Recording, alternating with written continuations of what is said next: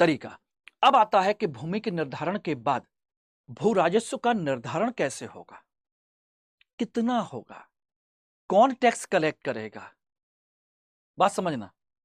तो ये जो व्यवस्था है इसको हम और देखते हैं, इसमें क्या क्या है देख लीजिए, ध्यान रखिएगा।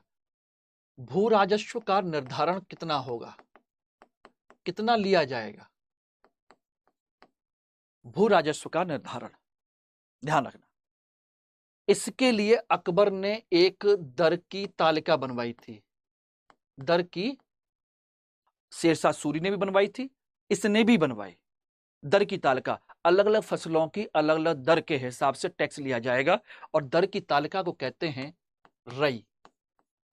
यह शेरशाह सूरी के समय बनी थी और इसके समय में भी चलती रही, ठीक है ना। रई बनवाई थी। इसमें 10 वर्षों का औसत निकाला जाता था। 10 वर्षों का औसत निकाल करके उसके बाद टैक्स वसूल किया जाता था। टैक्स कितना होता था, सामान्यतः 1/3 होता था। कुछ अलग अलग क्षेत्रों में 1/2 भी होता था और उससे थोड़ा सा ज्यादा भी होता था। ध्यान रखना, सामान्यतः जो टैक्स है वो कितना है, 1/3 है। कुछ अलग क्षेत्रों में 1/2, कहीं 4/5 भी है, कहीं कहीं अलग अलग भी मिलता है, लेकिन मूलतः इतना था। और यह कर राज्य के अनुसार मूलतः क्या लिया जाता था, नगद लिया जाता था। टैक्स कोशिश यह की जाती थी कि नगद मिले, ठीक है ना। इसलिए इसको क्या कहते हैं, जाब्ती प्रणाली भी कहा जाता है। क्या कहते हैं, बुरा इसकी मूल प्रणाली को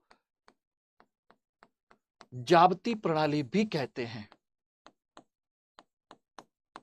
जाब्ती प्रणाली, जिसमें हम नगद के रूप में टैक्स कलेक्ट करते हैं, ठीक है ना। ध्यान रखना, यह है आपका कंसेप्ट। अब बात आती है कि इसको वसूलता कौन था और कौन नहीं वसूलता था। तो ध्यान रखिए दोस्तों, अकबर ने अपने समय में कई सारे परिवर्तन किए थे। क्या परिवर्तन किए थे, आईने अकबरी में मिलता है कि इसके समय में 18 परगने बनाए गए थे। कितने, 18 परगने। और प्रत्येक परगना में नियुक्त किया गया एक करोड़ी नामक अधिकारी, नियुक्त किया गया था। एक करोड़ी अधिकारी क्यों, करोड़ी अधिकारी का मतलब था कि 1 करोड़ रुपए वो उस क्षेत्र से टैक्स वसूल करके देगा, इसलिए करोड़ी नाम का अधिकारी बनाया गया। तो इसका मतलब है 18 परगने बनाए तो उसके यहां टैक्स कलेक्शन औसतन कितना होना चाहिए था, 18 करोड़। ओके एवरीबॉडी, क्लियर हो गया। तो 18 करोड़ का यह कंसेप्ट था प्रत्येक परगना में। इसके अलावा परगना के नीचे कौन होता था, ठीक है ना। परगना में तो ये था ही, इसी के समय करोड़ी नाम का अधिकारी भी था और एक अधिकारी और भी था परगना में, जिसे हम कहते थे अमीन। एक अन्य अधिकारी और कौन होता था, जिसे हम क्या कहते थे, अमीन कहते थे। सरकार में ध्यान रखना एक यूनिट और थी प्रशासन की, जिसे हम क्या कहते हैं, सरकार। और सरकार में अधिकारी होता था अमल गुजार। अमल गुजार, ये सब टैक्स कलेक्ट करने वाले अधिकारी हैं। करोड़ी, अमीन, अमल गुजार। अमीन और अमल गुजार तो पहले से चले आ रहे अधिकारी थे। करोड़ी को अकबर ने अपने समय में नियुक्त किया था अलग से, इसलिए इसका नाम अलग से आता है। गांव के स्तर पर कौन है, गांव के स्तर पर है मुकद्दम और पटवारी, जिन्हें हम पटेल भी कह सकते हैं। कुछ एक अधिकारी होते थे जिन्हें पटेल भी कहा जाता था, मूलतः मुकद्दम होते थे और ये टैक्स वसूल करके राजा को पहुंचाने में सहायता करते थे, ठीक है ना एवरीबॉडी, इट्स ओके, क्लियर। अब इसके बाद देख लीजिए, इसके बाद क्या है। अब इसके लिए कौन कौन सी प्रणाली थी वो देख लीजिए, कौन कौन सी प्रणाली अपनाई गई थी। यस, कौन कौन सी प्रणाली अपनाई गई हैं। नंबर 1, 3 प्रणाली थी, प्रणाली है। एक है गल्ला बख्शी, गल्ला बख्शी, नंबर 2 है कनकूत जाब्ती प्रणाली। ये 3 प्रणाली हैं। गल्ला बख्शी, इसी गल्ला बख्शी को हम कहते हैं बटाई प्रणाली, यानी कि बांट करके काम करना, फसल का बंटवारा कर लेना, गल्ला बख्शी। और इसमें भी 3 अलग अलग हैं, 3 तरह की हैं। एक तो है बटाई करनी है तो खेत बटाई कर लीजिए, खेत का बंटवारा कर लीजिए, भाई ये खेत है, इसके 3 टुकड़े कर लीजिए, 1 टुकड़ा तुम्हारा, 2 टुकड़े किसान के, अपना काटिए, ले जाइए, निकाल के जो करना है करिए। खेती किसान कर देगा, आपका अपना हिस्सा काट ले जाओ, निकाल ले जाओ, जो करना है करिए। उसने अपना हिस्सा काट के अलग कर लिया। एक तो खेत बटाई है। दूसरा है लांक बटाई, लंक या लांक। लांक का मतलब होता है कटी हुई फसल। एक होता है खेत, एक होता है लांक, यानी कि जब फसल कट के इकट्ठी कर दी जाती है उसको लांक कहा जाता है, कटी हुई फसल जिसमें से दाने निकाले नहीं जाते। और तीसरा है खेत बटाई, लांक बटाई और रास बटाई। रास का मतलब होता है अनाज और लांक का मतलब होता है फसल, और खेत तो आप जानते ही हैं, खेत। तो ये 3 तरह की बटाई की प्रणाली चल रही है वहां पर, ठीक है ना। दूसरी क्या है, कनकूत। कनकूत का मतलब होता है अनुमान के आधार पर लगाना, अनुमान के आधार पर, अनुमान से बंटवारा कर लेना है वही, लेकिन अनुमान लगा देना कि फसल कट के आ गई है, इतना तुम्हारा इतना मेरा। इसमें तोला नहीं आता, इसमें मापन नहीं होता है, ध्यान रखना।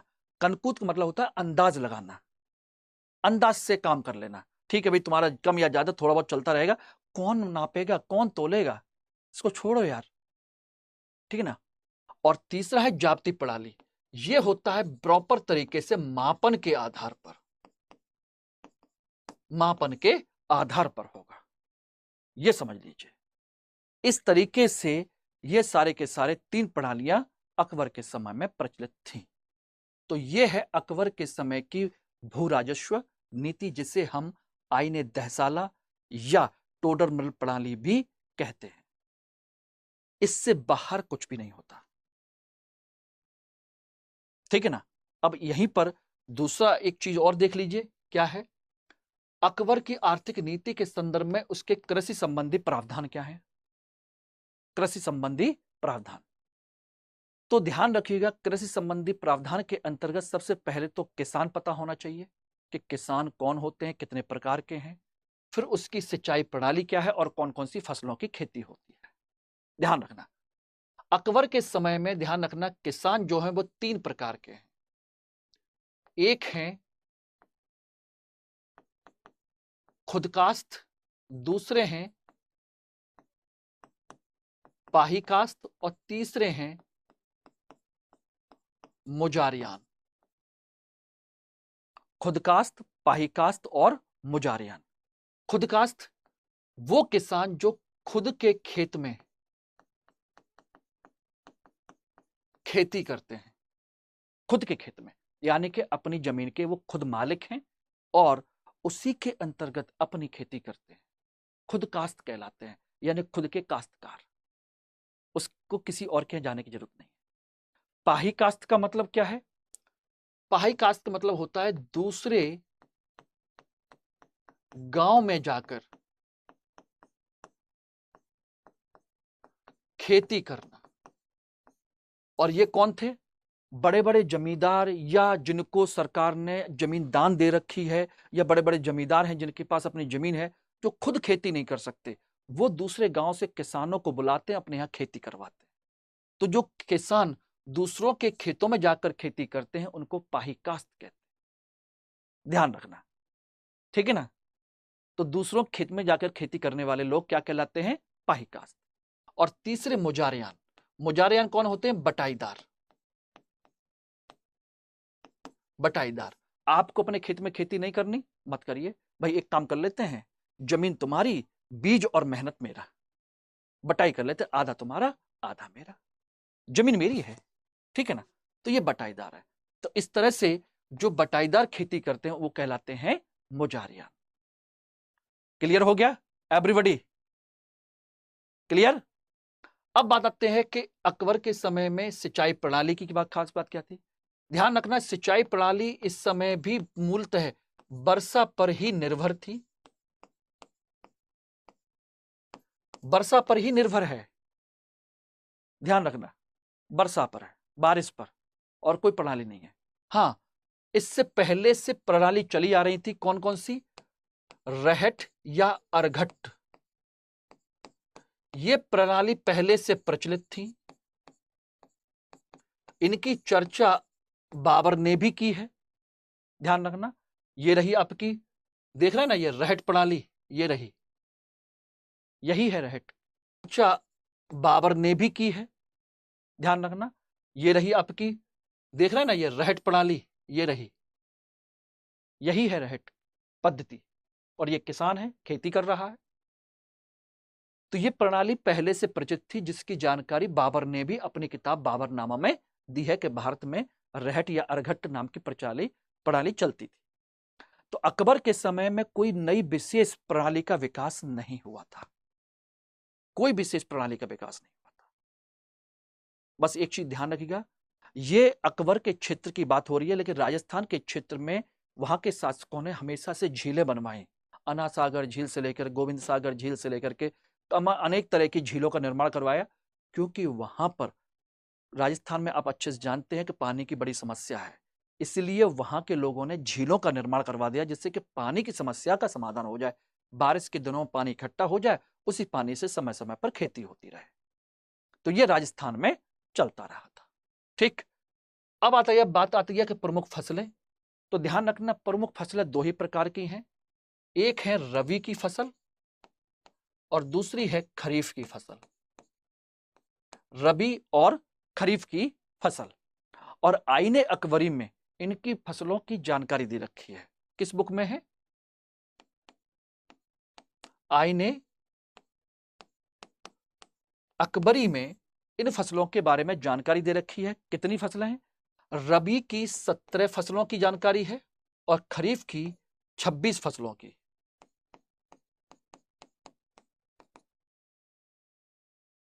ठीक है ना? तो ये इसमें दे रखा है, लेकिन इसमें ध्यान रखना, इन फसलों में कहीं पर भी मक्का का प्रचलन नहीं है, मक्का की जानकारी नहीं है। मुख्य फसलें कौन सी हैं? गेहूं है, चावल है। ये गेहूं चावल क्या है?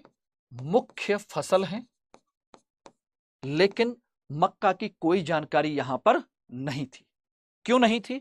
क्योंकि मक्का यहां की फसल है ही नहीं। मक्का पुर्तगालियों के द्वारा यहां पर लाई गई है। मक्का हुई, तमाकू हुआ, अनानास हुआ, आलू हुए, ये सब विदेशी फसलें हैं, जिनको अलग अलग देशों से यहां पर यूरोपीय कंपनियों ने, विशेषकर पुर्तगालियों ने भारत में विकसित किया था। ठीक, तो गेहूं चावल यहां की मुख्य फसलें हैं। ठीक, मक्का की कोई जानकारी नहीं है।